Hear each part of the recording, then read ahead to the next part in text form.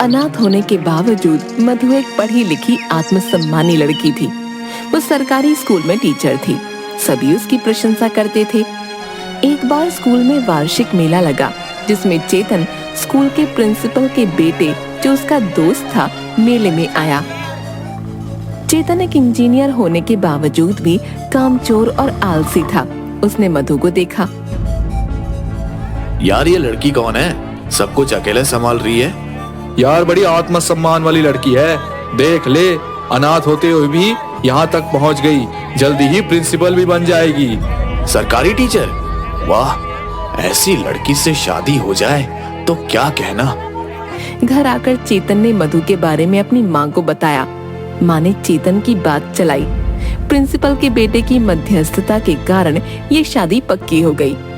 मधु की सहेलियां उसे चिढ़ाते हुए बोली, क्या मधु, तो ये तेरे सपनों का राजकुमार है? तू तो कहती थी किसी ऐसे वैसे से शादी नहीं करेगी। ये इंजीनियर है, अब इसके साथ में अपनी दुनिया बसाऊंगी। तुम सब मुझे दुआएं दो। मैंने लड़के से बात की है, उसे कुछ भी नहीं चाहिए, सिर्फ एक अच्छी लड़की के सिवा। सादगी से शादी कराकर चेतन मधु को घर ले आता है। मधु इंजीनियर की पत्नी बनकर बहुत खुश होती है। शादी के अगले दिन चेतन की माँ उसे जगाते हुए कहती है, चेतन देख, अब घर में बहू आ गई है बेटा। अब अपने लिए अच्छी सी नौकरी ढूंढ ले। इस तरह घर में पड़ा रहना अच्छी बात नहीं है। बेचारी क्या सोचेगी। अरे माँ, इसलिए तो बिना दहेज लिए उस अनाथ से शादी करी है, वरना क्या मुझे लड़कियों की कमी थी। मेरे से नौकरी वोकरी नहीं होती माँ, अब तो मधु ही नौकरी करेगी। हे भगवान, कैसा बेटा दिया है, बिल्कुल अपने बाप पर गया है। समझ नहीं आता बहू इसके साथ जीवन कैसे बिताएगी। माँ के ताने सुनकर चेतन अपने कमरे में आ जाता है, जहाँ मधु उसका इंतजार कर रही होती है। मधु उससे पूछती है, सुनिए, मेरी सहेली का फोन आया था। वो मुझसे पूछ रही थी कि आप किस कंपनी में इंजीनियर हैं। मुझे तो आपकी कंपनी का नाम ही नहीं पता। देखो, मैं तुम्हें पहले ही बता देना चाहता हूँ, मैं कोई झूठा मक्कार नहीं हूँ। अच्छी खासी सरकारी स्कूल में टीचर हो, बढ़िया तनख्वाह आती है, फिर भला मुझे नौकरी करने की क्या जरूरत। आखिरकार घर में भी तो कोई देखभाल के लिए होना चाहिए। ये आप कैसी बातें कर रहे हैं? खैर, चिंता की कोई बात नहीं है, मैं आपकी मदद करूंगी। हम मिलके आपके लिए नौकरी ढूंढेंगे। नौकरी नौकरी, क्या दिमाग खराब कर दिया। इस घर में तो चैन से बैठ नहीं सकते। और याद रखना, कल से तुम्हारी छुट्टियां खत्म हो रही है। मैं तुम्हें स्कूल छोड़ने जाऊंगा और वापस लेने भी आऊंगा। ये क्या कम है? आए बड़ी। चेतन के जाने के बाद मधु उदास हो गई। उसने सपने में भी नहीं सोचा था कि उसका पति बेरोजगार और कामचोर होगा। वो तो खूबसूरत सपने सजाकर ससुराल आई थी। मैं अपनी पूरी जिंदगी किसी कामचोर के साथ बर्बाद नहीं कर सकती। मुझे इस आदमी के साथ नहीं रहना। मैं इन्हें छोड़कर चली जाऊंगी। सुबह होने पर चेतन मधु को स्कूल छोड़ाता है, लेकिन जब मधु को वापस लेने जाता है तो मधु आने से इनकार कर देती है। चेतन, तुम यहाँ से चले जाओ। मैं तुम्हारे जैसे आदमी के साथ नहीं रह सकती। मैं अपना जीवन अकेले बिता लूंगी।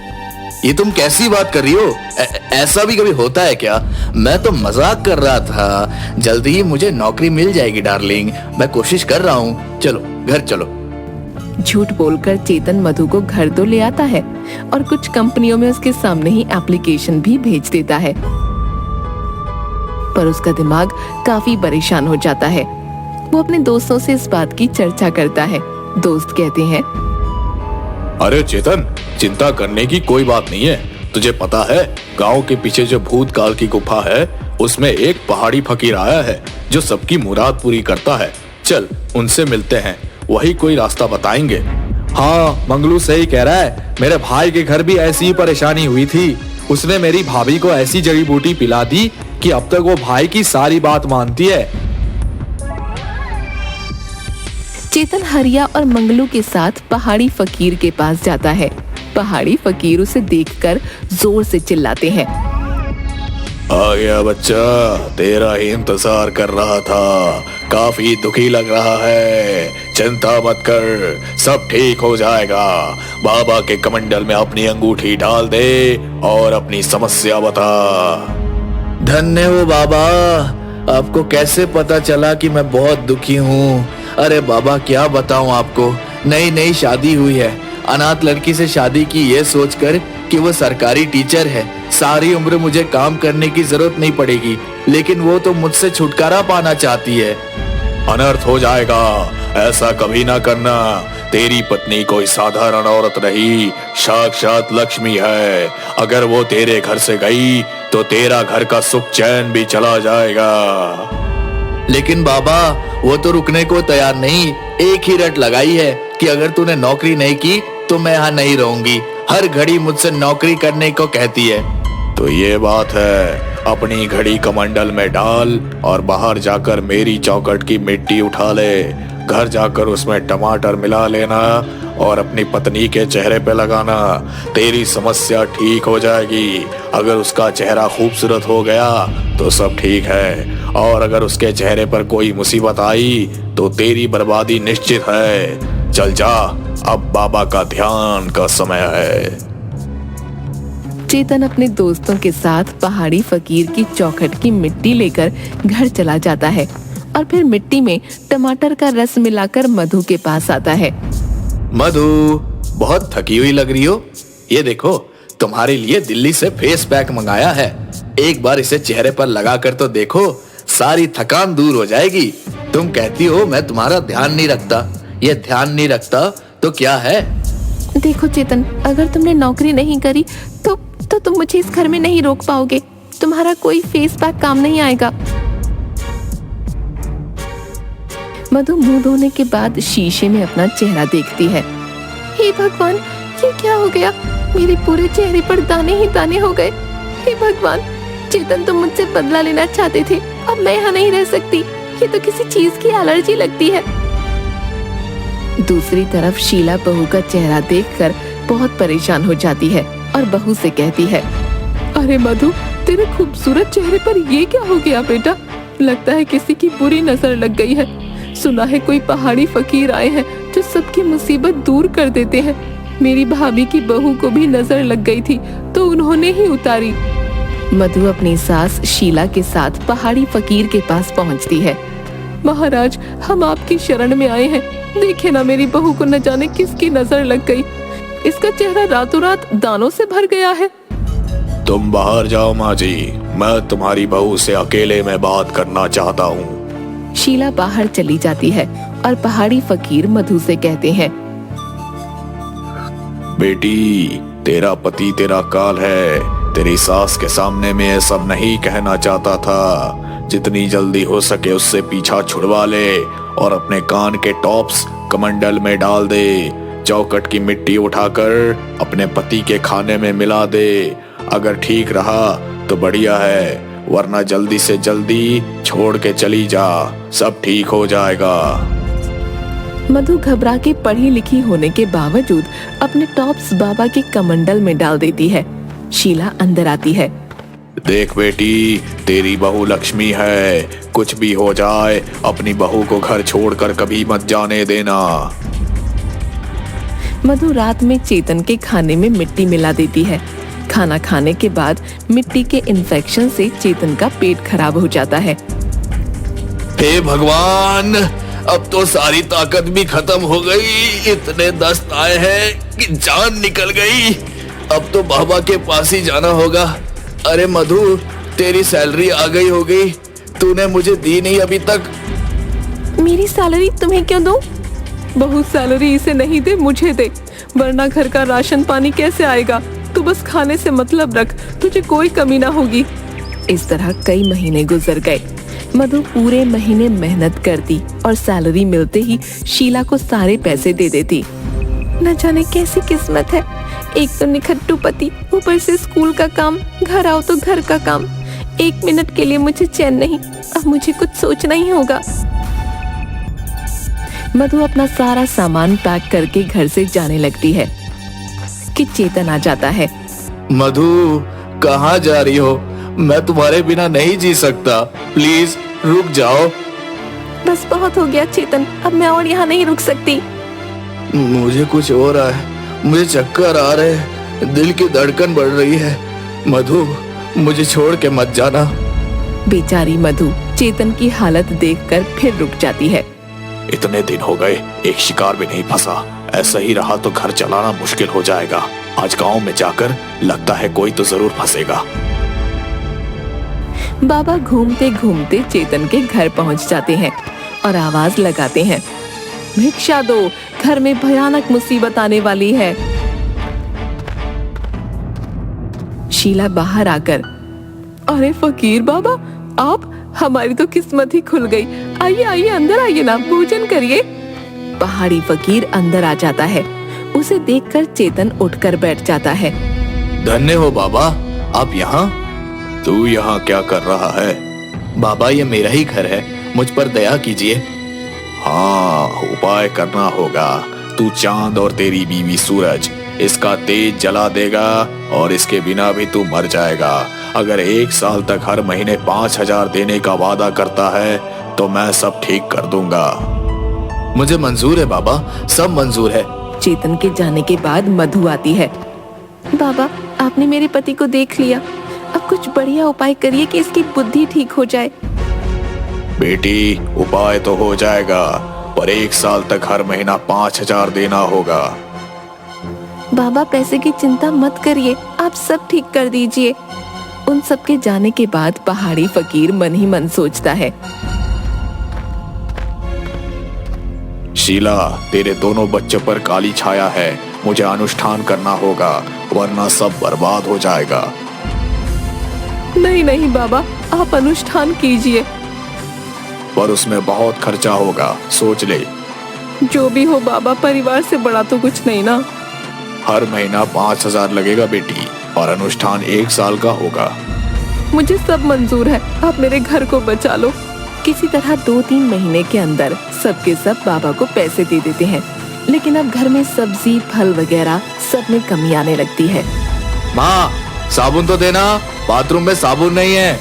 बड़ाया राजकुमार, काम का ना काज का, बिना साबुन के नहीं नहा सकता क्या? आज से घर में साबुन आना बंद, अब खुद की कमाई से ही साबुन लाना। माँ, मेरा जेब खर्च तो दे, तूने पिछले महीने भी नहीं दिया था। एक ढेला भी नहीं मिलेगा, जाके खुद कमा।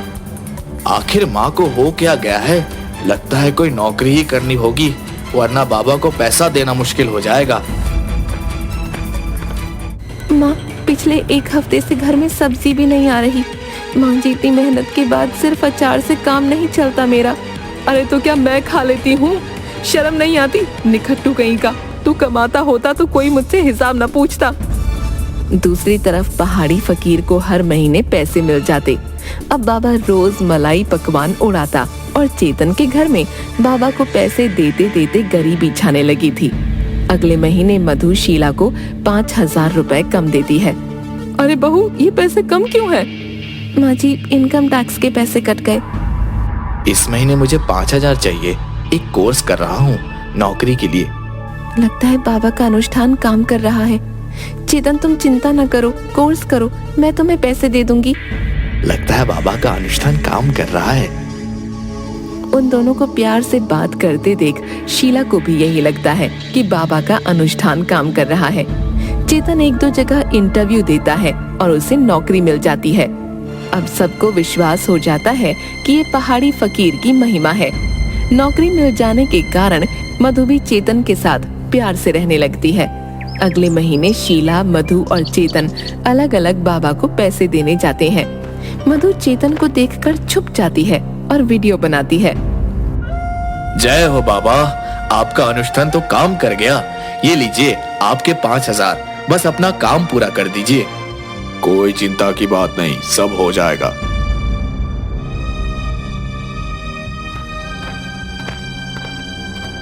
जय हो आपकी, आपके अनुष्ठान से मेरा घर बदल रहा है। लीजिए 5,000 रुपए, बस मेरा काम पूरा कर दीजिए।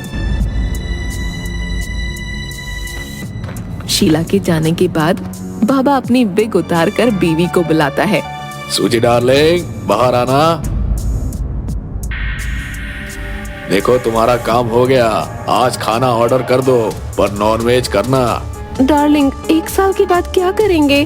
मूर्खों की कोई कमी नहीं है, तुम ऐसा करो, मैं इनकी मूर्खता का कष्ट करूंगा।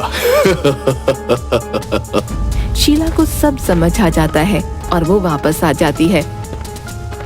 घर पहुंचती है तो चेतन खुशी से कहता है, मधु, बाबा की दया से मेरा प्रमोशन हो गया है। अब मेरी सैलरी 1 लाख रुपए है। चाहो तो तुम नौकरी छोड़ सकती हो। चेतन, ये सब बाबा का नहीं, तुम्हारी मेहनत का फल है। तुम्हारे मुंह से ये शब्द सुनने के लिए मैं कब से तरस रही थी। तुम तो जानते हो ना, मैं अनाथ थी, सारी जिंदगी मेहनत करके खाया है। शादी के बाद चैन से खाना चाहती थी, पर अब मुझे नौकरी करना अच्छा लगता है और तुम्हारे जैसा पति पाकर मैं बहुत खुश हूँ। मुझे और कुछ नहीं चाहिए। सब बाबा की दया है। उनकी पूजा से हमारा घर ठीक हो गया। उनकी पूजा से हमारा घर ठीक नहीं हुआ है माँ। हमारा घर चेतन की मेहनत करने से ठीक हुआ है, बल्कि हमारे पैसे से उनका घर ठीक हो गया है। ये देखिए। वो सबको बाबा का वीडियो दिखाती है। इस बाबा की वजह से मैं नौकरी कर रहा था। अब मैं नौकरी छोड़ देता हूँ। क्या? ऐसा कभी नहीं होगा मधु। मुझे अपनी भूल समझ आ गई है। अब हम सब मिलकर इस बाबा को मजा चखाते हैं। बाबा मधु को फोन करके पैसे के लिए पूछता है। बाबा, मैंने अपने जन्मदिन पर आपके लिए खाना रखा है, आप हमारे यहाँ खाने के लिए आइए। मेरे और भी दोस्त आपसे मिलना चाहते हैं। बाबा सोचता है कि उसके लिए और पैसों का इंतजाम होने वाला है। वो खुशी खुशी खाना खाने चेतन और मधु के घर पहुँचता है। आइए आइए बाबा, आराम से बैठिए, लेकिन अपना विग टांग दीजिए, क्योंकि यहाँ पंखा बहुत तेज है। अगर ये उड़ गया तो खाना खराब हो जाएगा। शीला की बात सुनकर बाबा घबरा जाता है और अचानक अंदर से मधु और चेतन पुलिस के साथ निकलते हैं। मधु पुलिस को बाबा का वीडियो दे देती है और बाबा को गिरफ्तार कर लिया जाता है। अरे मूर्खो, ये सब क्या कर रहे हो? मैं सबको भस्म कर दूंगा। नहीं जानते मैं एक सिद्ध फकीर हूँ। सब कुछ अच्छे से जान चुके हैं ढोंगी फकीर। अब तेरा कोई पैंतरा काम नहीं करेगा। अरे बहुत बेवकूफ बना लिया सबको तुमने। अब आ जाओ थाने में, कुछ दिन हमें सेवा करने का मौका दो। ले जाओ इसे। और आप सबका बहुत धन्यवाद, जो ऐसे ढोंगी को पकड़वा कर हमारे सभ्य समाज में जो दिल से धर्म आचरण करने वाले लोग हैं, उनकी इन ढोंगियों की वजह से बहुत बदनामी होती है। आप जैसे सतर्क अगर हर कोई हो गया तो हमारा भारत फिर से स्वर्ग कहलाएगा। लेकिन बाबा के धोखे ने मधु के निकम्मे पति को हमेशा के लिए सीख दे दी थी। सब लोग खुशी खुशी रहने लगते हैं।